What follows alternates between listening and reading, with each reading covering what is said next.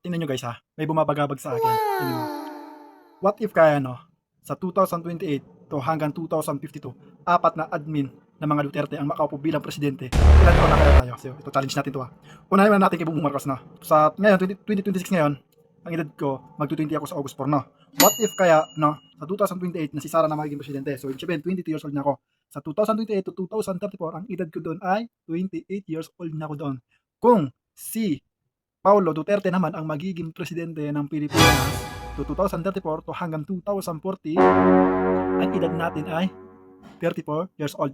So kung si Paulo Duterte pagkatapos ng kanyang admin sa 2040 at ang pumalit naman ay si Paulo Duterte to 2040 to hanggang 2046 ay ang edad natin ay 40 years old.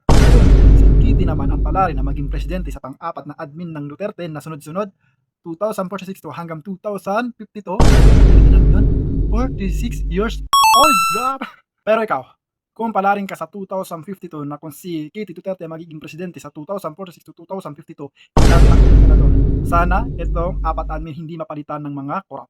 Pero huwag lang sa kakilala at kilala natin na isang panganay at isa-isang nakaupo ngayon na congressman. Huwag lang yung makaupo kundi napakapangit ng huli at ng ending sa panglimang admin pagkatapos si Kitty. Huwag lang si SM Minister Marcos.